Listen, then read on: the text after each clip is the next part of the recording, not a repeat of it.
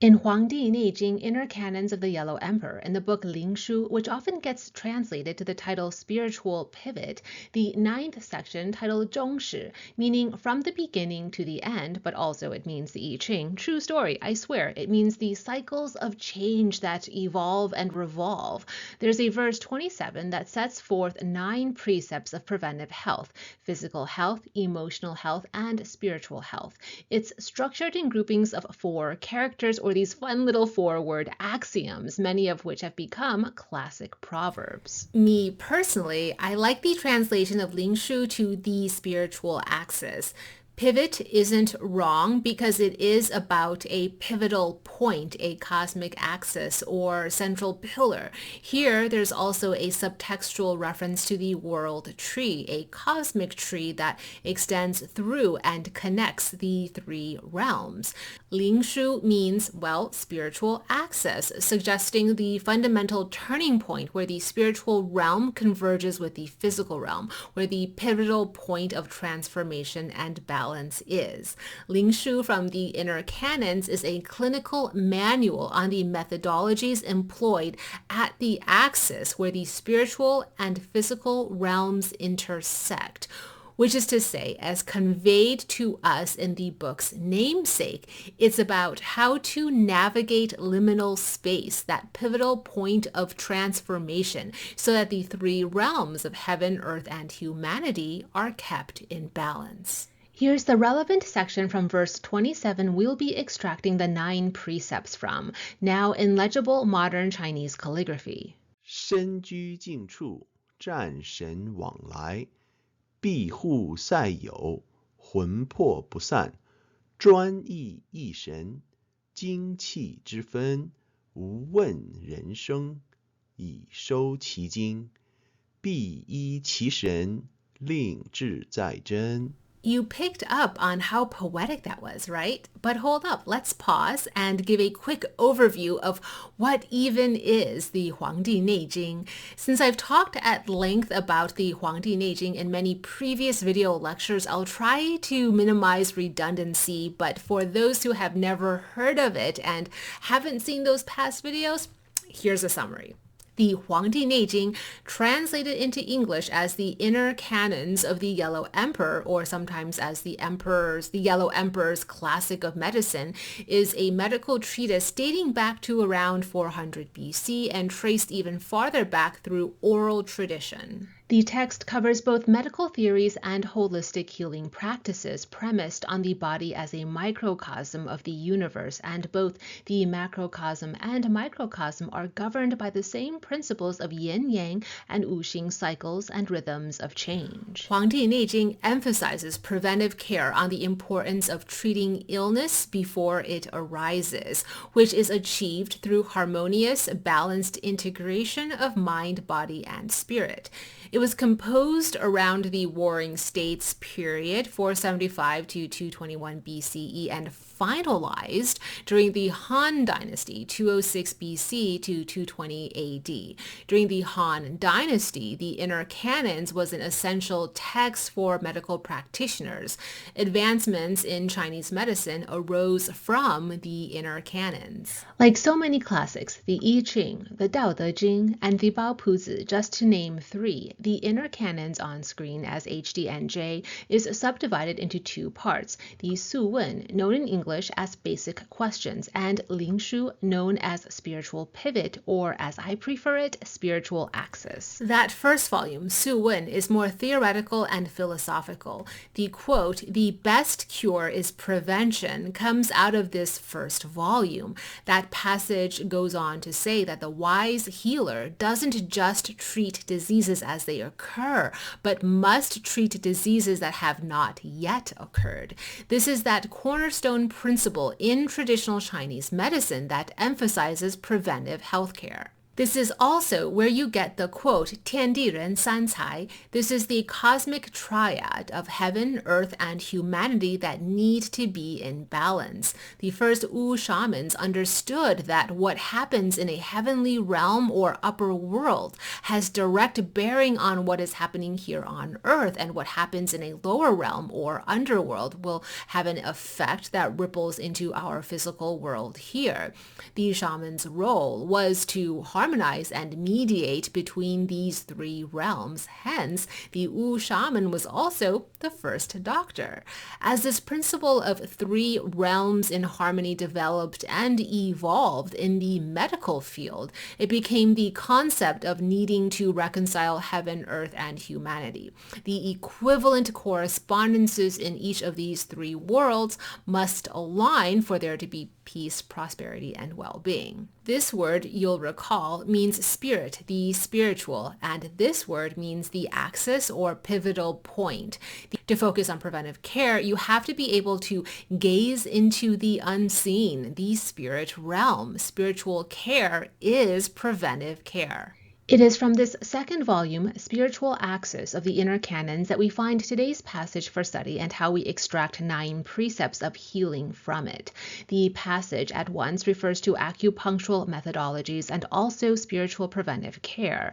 Line statements in the Huangdi Neijing each bear 2 meanings, one exoteric and one esoteric. Our focus is on the meaning and principles of the esoteric, which is to say the line statement is guidance on how to approach acupunctural methods and medicine in general. Yes, but let's reveal the hidden layers of these famous oft-quoted line statements. 深居静处 An abode must foster mindfulness, stillness, and equanimity.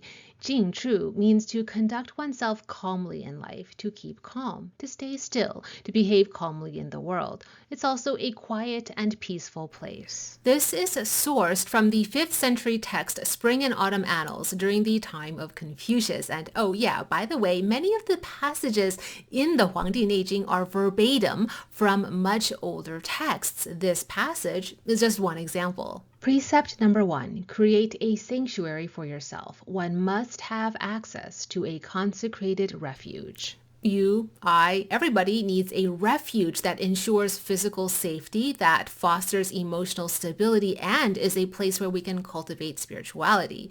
I added the word consecrated to better convey exactly how to curate the refuge, but it can also mean sanitized. It's about a hygienic space. It needs to be an abode where divinity can dwell, meaning it has to be a place free of pathogens. For yourself, make sure you have consecrated space, a place in the temporal world designed to hold spiritual presence. On a clinical level, it just means everybody needs to live in a hygienic space. If you are the healer practitioner, the first thing you look for in someone you're treating is whether they have consecrated refuge, and how do you get them consecrated refuge, or in clinical terms, a hygienic, sanitized space for their dwelling. So a totally mundane interpretation, consecrated also just means safe, hygienic, and environment free of toxins and dangers. 战神往来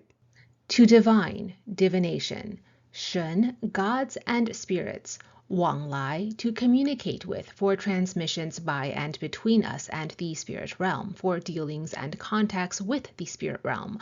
Wang Lai, the past and what is to come. Petition gods and spirits through divination. This is how you can determine the comings and goings of Shen, or what's happening in the spiritual realms. This word zhan can mean to observe, to channel, kind of like to download knowledge from beyond, to possess knowledge and information in ways beyond the ordinary, ask questions, and then observe the signs and omens. Precept number 2 is what I like to call divination diagnostics, but basically it's just saying to you, study and master a divination method, because you need one. Divination is the art of seeking hidden knowledge or to help perceive beyond the 5 physical senses, to understand through implication, symbols, omens, and to read subtlety, accounting for both a religious approach of saying it's to channel Shen, gods and spirits, or a psychological approach of accessing Shen, a higher level of consciousness and self-awareness. Diagnostics is to approach divination systematically. How do you systematically observe patterns to determine root causes? Precept number 2 is about being able to diagnose the energetic state of a situation. How do you get down to the root cause, not just superficially treat the symptoms? The healer must always trace illness and energy imbalance back to its source. To do that, you must learn how to acquire a multidimensional understanding of a given situation. Hence the classic maxim from the Inner Canons, 天地人三才. You have to attain understanding at 3 levels, heaven, earth, humanity, or those are the labels we use to designate the 3 levels. To me, this maxim means trust in your own ability to detect what's going on below the physically perceivable surface. It also means to master a systematic divination method, such as the I Ching Oracle of Change, if I may say so that within precept number 1, your consecrated refuge, you can, precept number 2, inquire of the divine and observe its messages to you. Now on to the 3rd precept, a well-fortified defense. 庇护塞有. Close the gates, seal the windows. There are many layers of meaning that can be interpreted from this one precept. Precept number 3, regularly maintain your defenses. On a purely medical level, this is also just saying keep doors and windows closed to block winds or drafts that could be carrying pathogens. In short, this is about defense against external pathogens, itself a core concept in traditional Chinese medicine. Be mindful of and safeguard your entry points. There are 2 particularly vulnerable acupunctural points where we want to guard against what we call wind. Fengchi, where the wind can pool or collect a deposit, and dazhui, greater or major vertebrae. This is right at the top of your thoracic spine, right below your C7 vertebrae, before T1. Dazhui, the great vertebrae, for instance, is a central or commanding point for fortifying the immune system and preventing illness. Dazhui is the meeting point or hub of 6 Yang-Qi, Yang-Qi energy pathways, your intestines, large and small, stomach, your inner cauldron or triple burner, bladder, and gallbladder. Without getting too much into the weeds of an acupuncture lesson, in very short summary, these points are important with respect to calming emotions, clarity of sight, and expelling pathogens. I love how this principle applies at so many different levels. Well-fortified defense. Wear more clothes when you go outside if it's going to be windy and cold. You want a mask if there's going to be a bunch of airborne pathogens. This is also, of course, about warding your home, the bounds of your property to block out, unwanted intruders of both the physical and spiritual variety. In homes where Taoist folk magic is practiced, you'll often find food talismans posted on windows and door frames, and that practice is in line with the message of precept number 3. Note how in the Luoshu 9 Palace Square layout, precept number 3 is in the east, where things ascend, start, initiate. Right from the start, right from the rise of the sun, of consciousness, you want to make sure entry points are warded. 魂魄不散. Maintain the integrity of the Huanpo soul, which is to say, preserve soul wholeness. In Chinese metaphysics, we believe in soul dualism. There are yang aspects of soul called hun and yin aspects of soul called po, and you want to keep them together, intact. You don't want them to scatter all over the place or fragment. Which is also to say that soul retrieval is very much a concept in holistic or classical healing modalities. Precept number 4 is saying keep all the many different spiritual aspects of who you are in alignment, operating in harmony as one unit. Align the fragments. Preventing soul fragmentation is a form of comprehensive spiritual preventive care, supported by entire traditions and systems of holistic healing medical philosophy. Basically, to the healer, you must have in your arsenal of knowledge a comprehensive methodology for soul retrieval and healing soul fragmentation.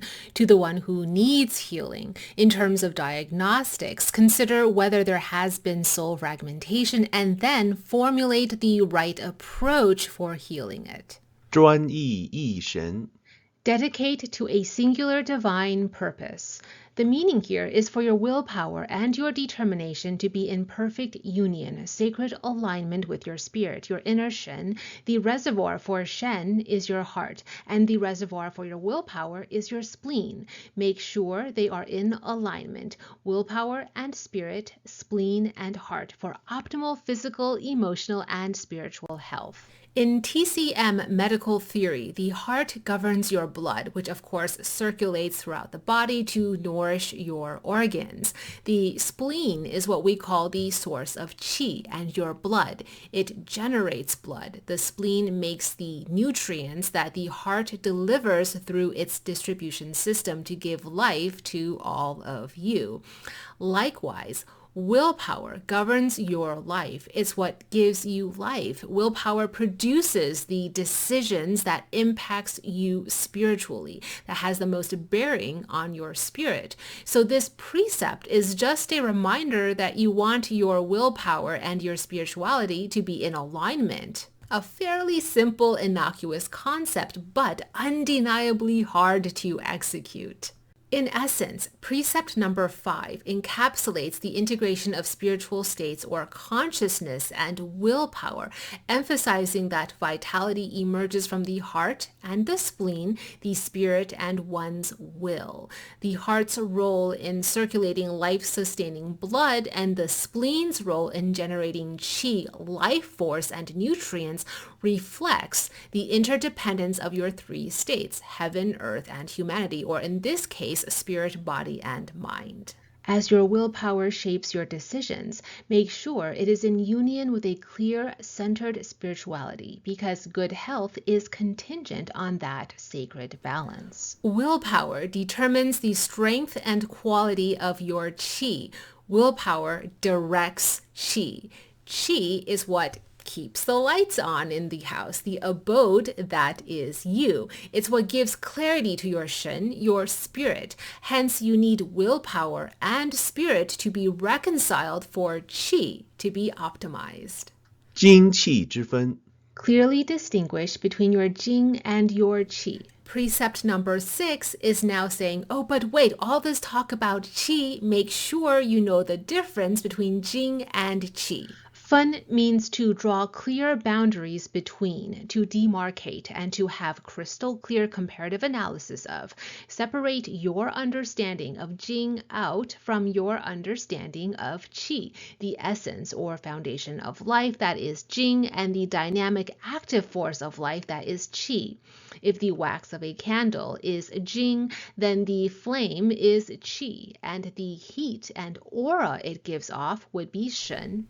Jing is heavy and dense, and per traditional Chinese medical philosophy is stored in your kidneys. It governs growth, reproduction, and longevity. It's yin-like. It produces life's blueprints, whereas qi is light, active, dynamic, and moves through your meridians and organs. It powers movement. It is warm and protective and replenishes itself through nourishment. It's yang. Now, granted, willpower, which we talked about in precept number 5, is stored in the kidneys, which is also where Jing essence is stored. So it's actually quite easy to confuse all of this together, hence precept number 6. Jing is like the wax base of the candle. It's the foundational substance, and it governs what your flame is going to look like, how well it will burn, how long it will burn.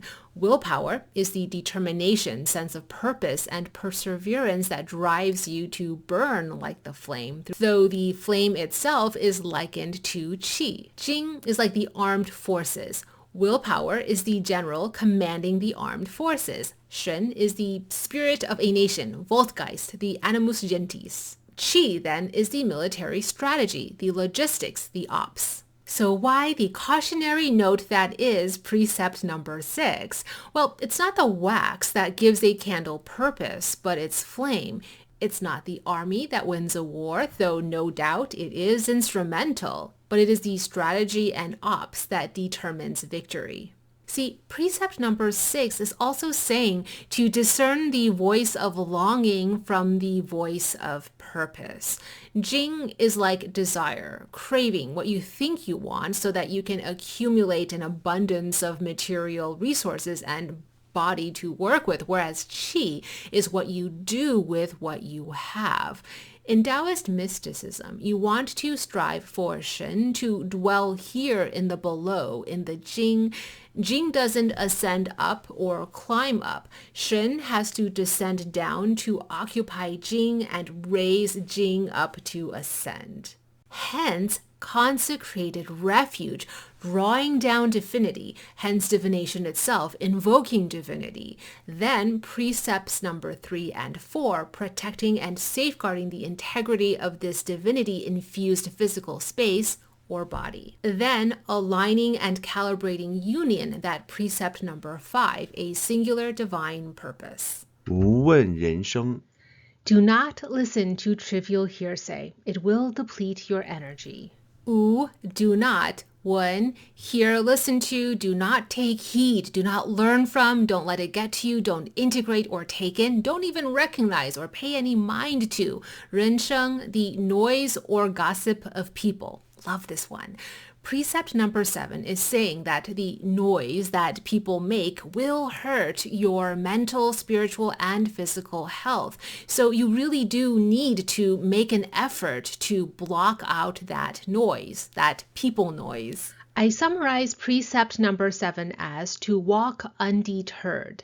This guiding principle says, hey, you've got your map, you've got your marching orders. As you journey from point A to point B, there's gonna be a lot of people who don't know much, who have a lot of opinions. You have to learn how to block out that noise and not let it affect you. Energy follows focus. The more noise you absorb, the harder it is to discern what truly matters. So protect your qi and avoid distractions. Number 7 is associated with this Taoist and Buddhist cultivation practice of quieting the heart, Jing Xing. 以收其精 One must collect and preserve Jing essence. This is a continuation of precept number 6. Clearly distinguish between your Jing and your Qi. You want to keep that candle wax intact in one piece as much as possible and preserved for as long as possible. Hence, one must collect and preserve Jing essence. Jing is the foundation of life. The allotment of Jing you were born with is called prenatal Jing, and the Jing that you build up through nourishment as you grow is called postnatal Jing. Your longevity and also your quality of life is dependent on the health of your Jing. In traditional Chinese medicine, goji berries, dandelion root, nettles, seaweed, and sea vegetables in general, black beans, blueberries, nuts and seeds, dark leafy greens, and bone marrow soup help to nourish and build up your Jing. Technically, spicy and deep-fried foods deplete your Jing faster, so you might want to temper how much of that you have in your diet. Cordyceps are considered a traditional Chinese herb used to specifically target strengthening of your Jing essence. Various forms of Tai Chi and Qigong practice are also employed as methods for prolonging your Jing. And of course, in acupuncture, there are specific points and meridians associated with stimulating to tonify and protect your Jing. 必依其神，令志在真 One must unify the will and purpose of the spirit. Then channel a focused directive through the needle point. The needle here is also a metaphor for your tool or instrument. The 9th precept is sort of number 9 and number 10, with the number 10 encompassing all in that entire line statement that came before number 9. Qi Shen in classical Chinese medicine and philosophy represents consciousness, awareness, or the vital spirit that governs the mind and body.